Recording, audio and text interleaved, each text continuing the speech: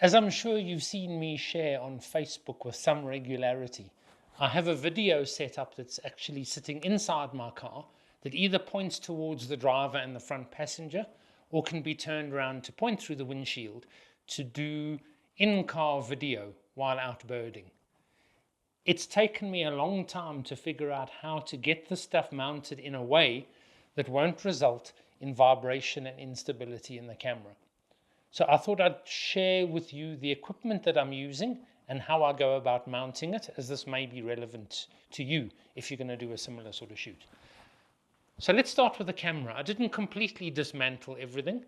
So I've got the cage on the R8, which is my main, if you want to call it, social media video camera.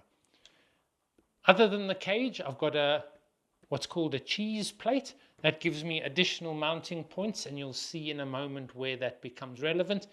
And I've got an upside down Arca Swiss plate on top of this. That will also become relevant in a moment. I then have two ball head mounts. You'll see when we rig the stuff up in the car why we need those. Then I've got a Sennheiser MKH416 mic with a windshield, an XLR cable, and an aux cable. I've then also got a large suction mount, and you'll see where that comes into the rigging setup in a minute. The reason for the cheese plate is I then use two of these magic arms, is what they're called. To go with them, I've got two smaller suction cup mounts, and I've also got what's called a super clamp. I then have another size of super clamp with a screw mount on it. That's for mounting the microphone. In addition to that, I have this large super clamp. That will become relevant in a moment, but that is used for mounting this Voltrox field monitor, which allows me better visibility of what I'm shooting. And then, of course, I've got the HDMI cable and the mount to go with the monitor. I've also got a monopod, which has some of the leg sections removed because it was too long, and you'll see why in a minute. I've also got the small rig focus puller that allows me to do fine-grained manual focus. And then, of course, on top of that, I've got the Tascam digital recorder, which allows me to record clean audio independent of what's going into the camera. This is the bare minimum I use when I'm setting up for shooting inside the car. So let's now go and have a look and see why I have all this on the table and how this installs in the car.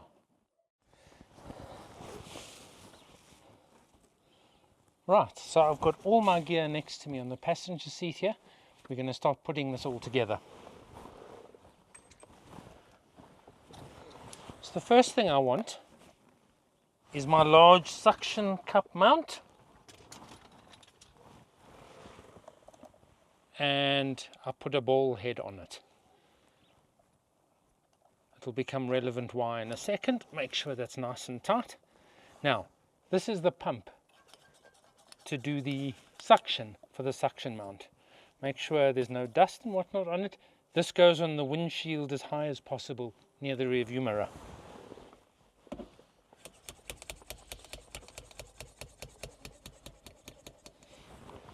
Okay, I have a nice solid mount. Now we can loosen this ball head, and it's floating around, dangling around here nicely. The next thing I'm going to do is I'm going to take my camera and I am going to hang the camera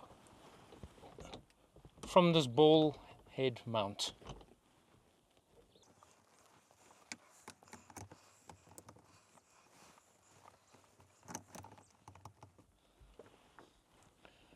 Obviously would recommend before you let it go, make sure it's not going to fall off, that it's held nicely.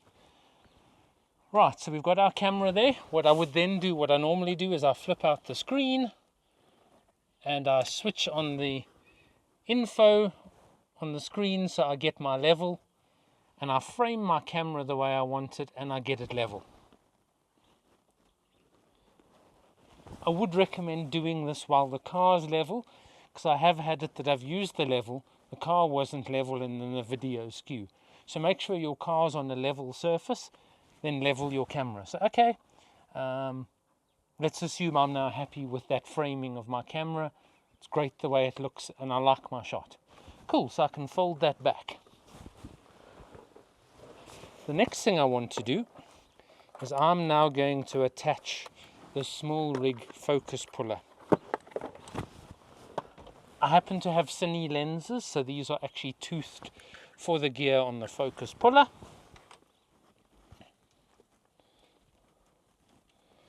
So we pop the little 15mm rod in there, pop that on, and line this up with the gears on the focus ring on the lens. Perfect. Awesome, just check it's all working nicely. Great, so I can now focus pull as I need to on any particular shot. Next thing is the audio recorder. For me, the best is that it goes under the camera, and again, having this cage allows me to screw this to the bottom of the camera.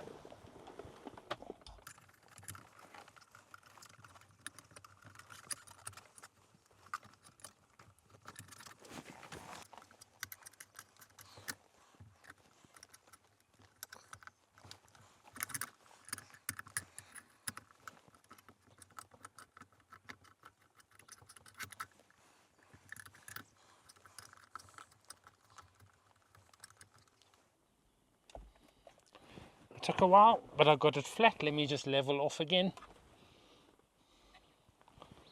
Check the camera level and the framing. Right, I'm happy with that.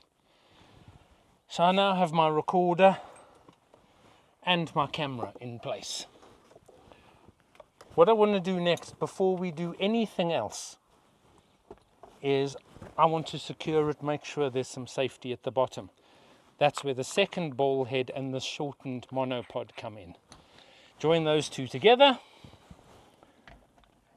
Clip that on the Arca Swiss plate on the recorder at the bottom.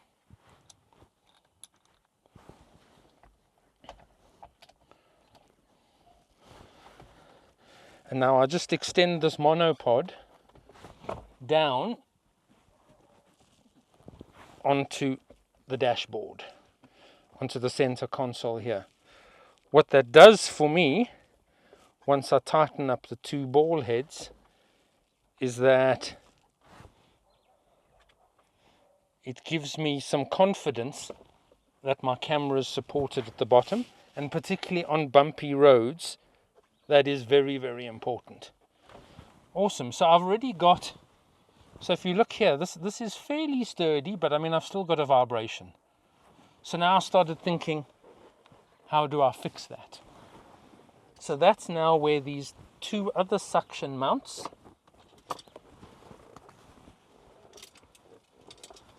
the two magic arms, and the super clamp come in. So what I'm going to do on one of them, because I don't have a lot of space, there isn't a screw hole on this side.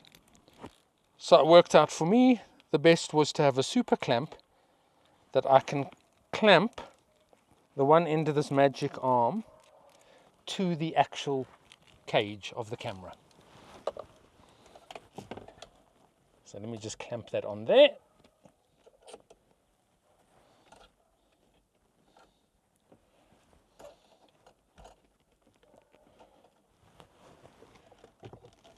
Then on the other end, I put the suction mount.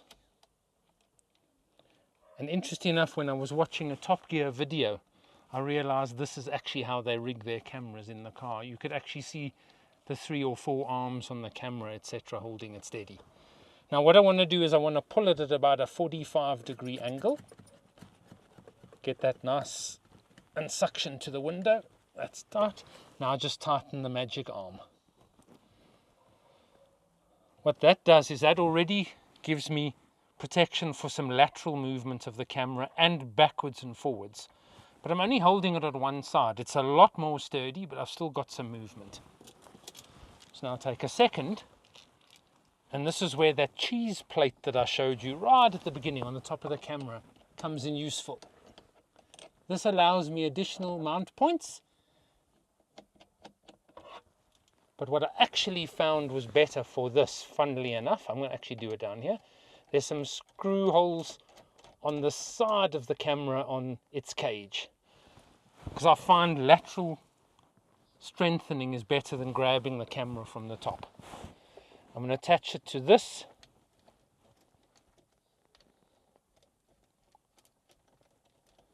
To this other suction mount. And again, I'll take it at a bit of an angle. Get a nice strong suction with that suction cup on the windshield.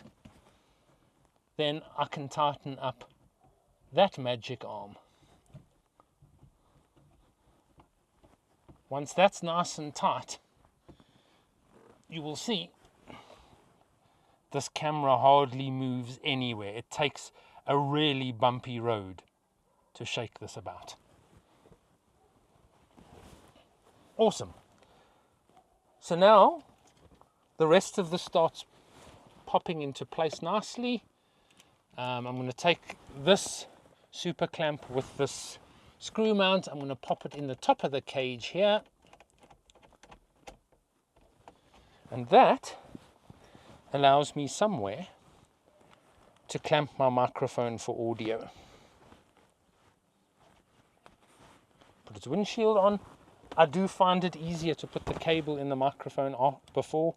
Once it's clamped in place, you battle to line up the pins and you're kind of guessing. So let me do that.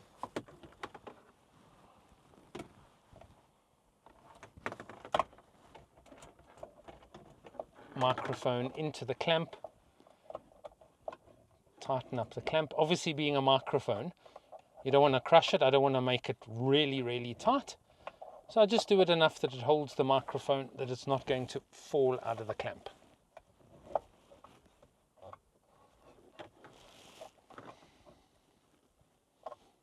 Perfect. I went and had the short cable custom made. Normally your XLR connectors like this are actually straight, not angled. I found it got in the way of the steering wheel, and obviously you don't want anything to get in the way of the steering wheel. So let's just adjust this microphone some more so the cable actually reaches where it's meant to go. There we go, that should be fine. Cool. I do also want the microphone pointing at me because I'm the one who's doing the talking.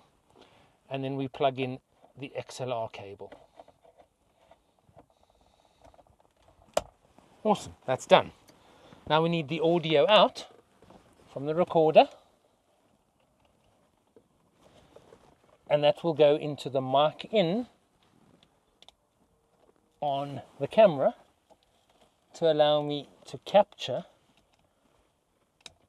audio to the camera. What I actually do is I record on the audio recorder as well at the same time, because you never know if what's in the camera is going to be distorted or not. But what this allows you to do is it allows you to sync your audio and the camera footage up afterwards, because they've both got some audio on it, and that allows the two to sync up. The last piece I now need to do is I now need to mount my monitor. So I've got this super clamp, and that I clamp to the monopod.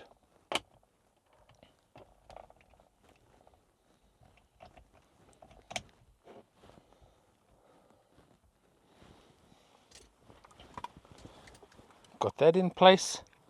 I can now put the mount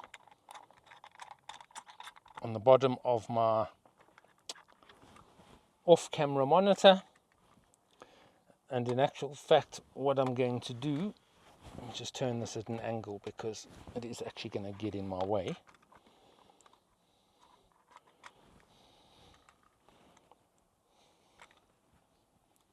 Just adjust this. Perfect. Screw that in there. Tilt my monitor up.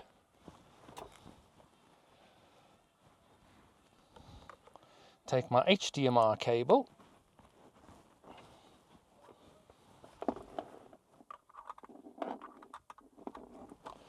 and then I run that to the HDMI out of the camera.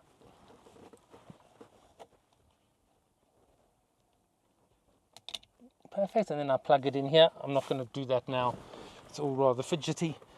Keep the video fairly short. What this setup allows me to do is, and obviously there isn't a 2-second way to shift this round, but let's say I now suddenly want to shoot out of the window instead of at me. I want to shoot some footage of driving down the road. Very simple. Loosen that super clamp, undo it there. Loosen that super clamp.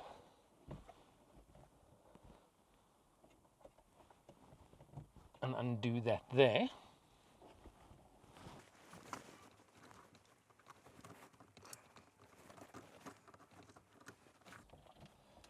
And what that allows me to do, and this is why I have 2 ball heads in here, is A, to allow me to adjust the alignment at the top and the bottom separately. But I can now adjust these, flip my camera around, just like that. And now immediately I can level off, I can tighten. Cool.